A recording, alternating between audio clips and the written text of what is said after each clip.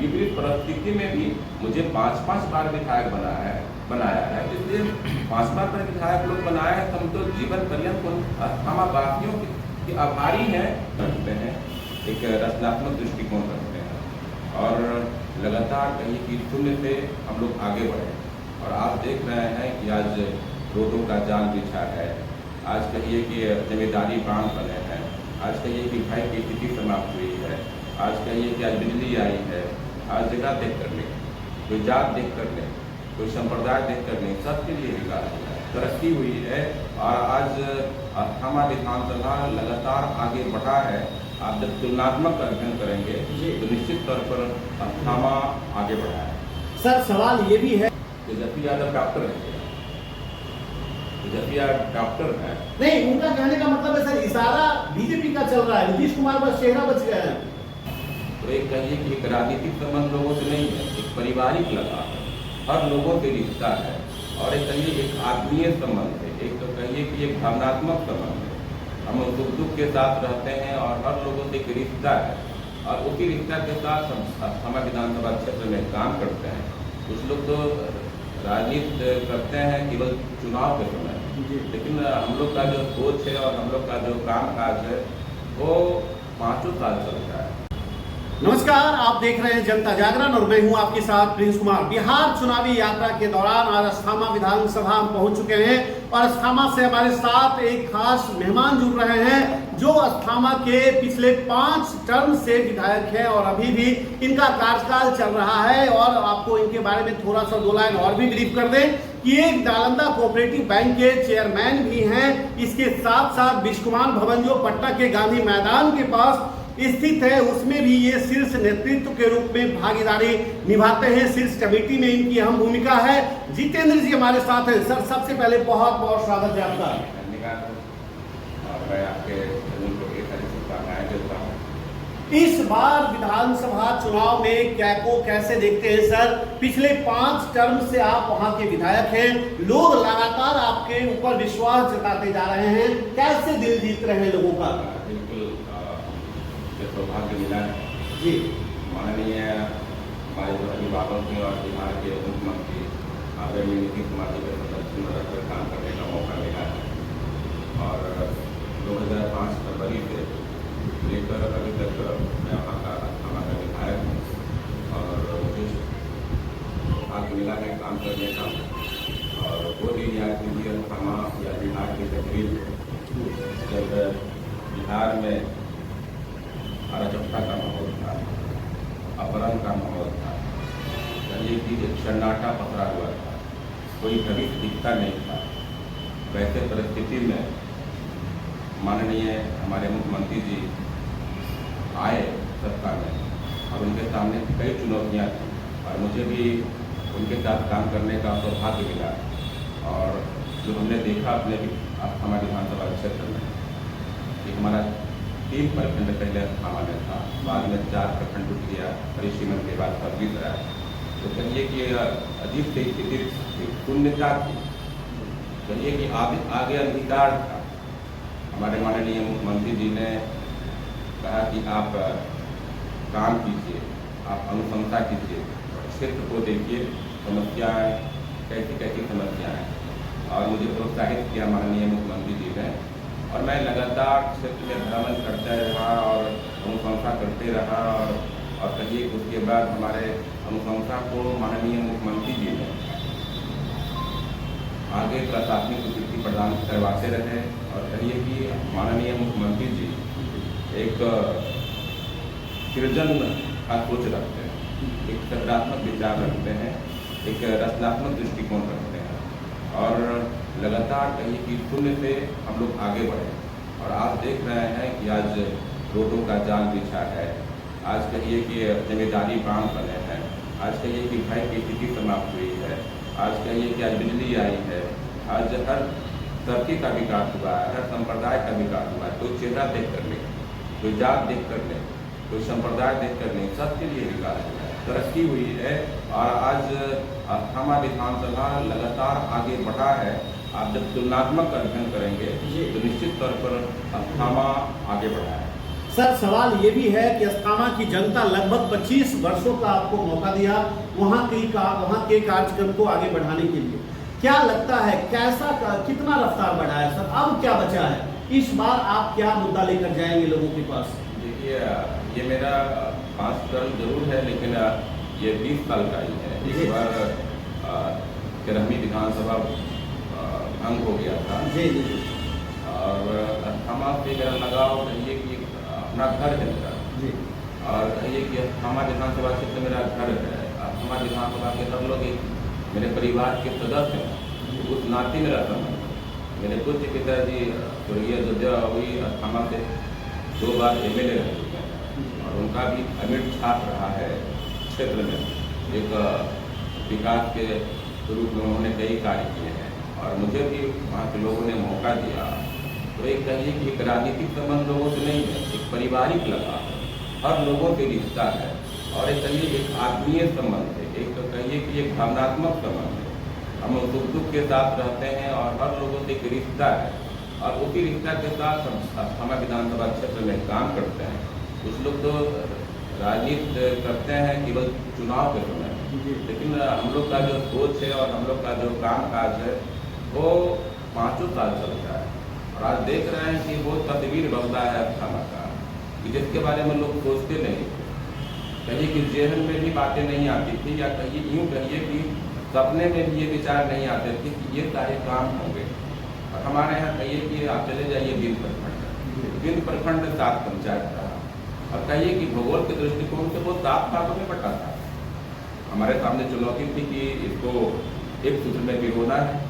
आज कहिए कि ऐसी स्थिति हो गई है कि किसी भी गांव से बिंद प्रखंड में प्रखंड मुख्यालय पहुंचने में 5 से 10 मिनट। आज कहिए कि कई स्टेट हाईवे बन गए, PWD पथ बन गए। आप चले जाइए कतरीसराय जी, तो कतरीसराय जाइएगा तो कहिएगा कि कुछ दिन पहले आप जाते, 10 साल पहले टापू का समान, आने जाने का कोई साधन नहीं, टापू के समान। कहिए कि आप कहीं भी किसी कोई रास्ता नहीं, किसी गांव में रोड नहीं, पुल नहीं, बिजली की स्थिति नहीं। आज जाकर देखिए कि मुखारा से जुड़ गया। आज नालंदा जिला का सबसे बड़ा अगर कहिए कि कुछ स्तरीय पुल है तो वो है कतरीसराय में। आज जाकर देखिए कि 5 पंचायत वहाँ पे है, 2 सब पावर स्टेशन है। आज कहिए कि वहाँ पे एक जब हम बने थे तो वहाँ पे कोई प्रखंड कार्यालय नहीं था। एक ही छोटे से कमरे में BDO साहब, CO साहब, प्रमुख जी बैठा करते थे। आज देखिए आज 18 करोड़ की लागत से प्रखंड कार्यालय का निर्माण हुआ। वहाँ का थाना एक झोपड़ी में चलता था। आज कहिए कि अच्छे भवन के निर्माण हुए, यानी कि कई सकरी नदी पर कई पुल बन गए, यानी कि आवागमन सुगम हो गया। आज कतरीसराय प्रखंड विकास के मुखधारा से जुड़ गया। उस तरह से आप देखेंगे, आप सरमेरा प्रखंड में रहा है, लोग काला पानी उसको कहते थे कि सरमेरा प्रखंड काला पानी है, लोग जाना पसंद नहीं करते थे। अधिकारी को अगर कोई अपराध होता था तो लोग समझते थे कि पनिशमेंट हुआ है। आज कहिए कि वो टाल एरिया है, टाल एरिया में भी पथ का निर्माण हुआ है। आज कहिए कि रिंग बांध बने हैं, जमींदारी बांध बने हैं, तटबंध बने हैं। और कहिए कि आज जहाँ पे टाल था जो केवल रबी फसल होते थे वो भी डूब जाते थे, आज कहिए कि खरीफ फसल भी वहाँ हो रहा है, तो फसला हो गया है कि किसानों की आर्थिक स्थिति मजबूत हुई है। यानी कि सब जगह सर्वांगीण विकास हुआ है। और सबसे खास हुआ कि चेहरा देखकर हमने काम नहीं किया, हमने जात देखकर काम नहीं किया, हमने संप्रदाय देखकर काम नहीं किया। मेरा एक ही मकसद रहा है कि अस्थामा विधानसभा क्षेत्र का सर्वांगीण विकास, चहुमुखी विकास और सबको सम्मान। मेरा एक अपना सोच है और मेरी एक पूंजी है कि मेरे पास एक ही चीज़ है, सबको सम्मान देना, आदर देना, इज्जत देना, प्रतिष्ठा देना। और हमने किसी को नुकसान नहीं किया है। आप देखते होंगे कि कोई व्यक्ति को हमने परेशान नहीं किया, हमने अपने पावर का दुरुपयोग नहीं किया, चाहे वो मुखिया जी हों, चाहे पंचायत समिति हो, चाहे जिला पार्षद हो, या कोई क्षेत्र में काम कर रहे हों।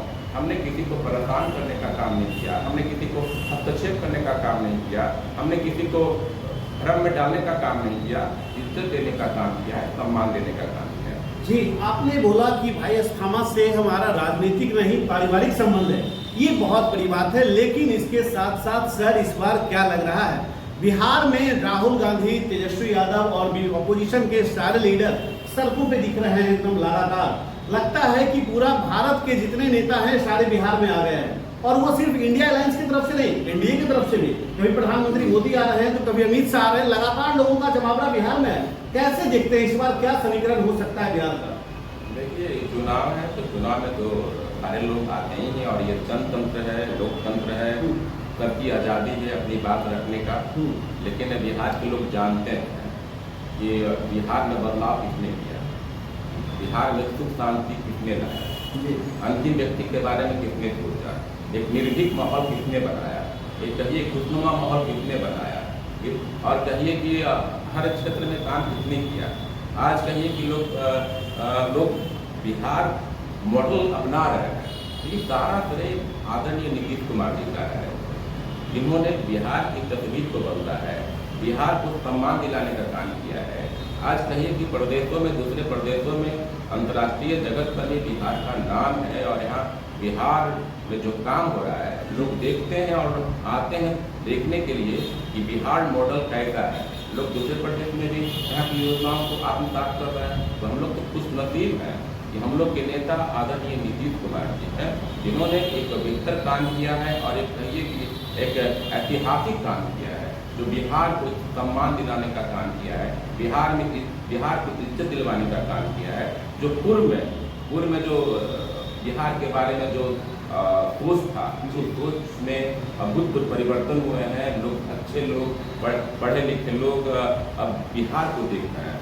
जी, लेकिन सवाल ये भी है कि leader of opposition Tejashwi Yadav लगातार ये बात कह रहे हैं कि नीतीश कुमार चाचा हैं हमारे और वो थक गए, उनको रिटायर कर जाना चाहिए, उनको रेस्ट करना चाहिए। क्या कहेंगे आप?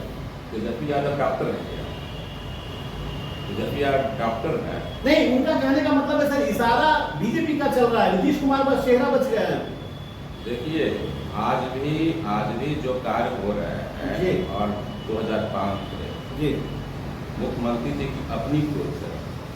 जब तेजस्वी जी माननीय मुख्यमंत्री जी के साथ जुड़ते हैं तो क्यों प्रशंसा करते हैं कि बिहार में बदलाव हुआ, उसी साथ मिस्टर 1 को 2 को दोहराते हैं, और इनकी ही एजेंडा, माननीय नीतीश कुमार जी के एजेंडा को ही आत्मसात करते हैं। उनका कोई एजेंडा तेजस्वी जी का नहीं है। जो भी कार्य हुआ है, अगर उनका जो कार्यकाल रहा उप मुख्यमंत्री के रूप में 17 महीने का, वो किनका सोच था? आदरणीय नीतीश कुमार जी। तो कहिए कि तेजस्वी जी के पास अपना कोई सोच ही नहीं है, कोई एजेंडा ही नहीं है। भले गुमराह करने के लिए, भ्रम फैलाने के लिए कलम फेंक रहे हैं। कलम फेंकने की चीज़ है, कलम को तो हम लोग प्रणाम करते हैं, माँ सरस्वती है। अगर हम लोग पैर में लग जाता है कलम, कॉपी, किताब, तो उसको पैर छूकर क्षमा मांगते हैं कि हमारे लिए कहिए कि ये शस्त्र है, जो कहिए कि हम कलम तो हम लोग के लिए सम्माननीय है, आदरणीय है। ये कहिए कि कलम को फेंकने की चीज़ नहीं है, कलम को हाथ में देने की चीज़ है। लेकिन एक बात बताइए, आप कलम फेंकने वाला जिक्र कर दिए तो मेरे जहन में एक सवाल आ गया सर, कि क्या लगता है आखिर इस तरीके का क्या मैसेज है, इस काम को लेकर क्या संदेश है, कैसे देखते हैं, और इसका परिणाम क्या मिल सकता है चुनाव में? देखिए, ऐसा कुछ नहीं है, लोग जानते हैं हकीकत क्या है, सच्चाई क्या है।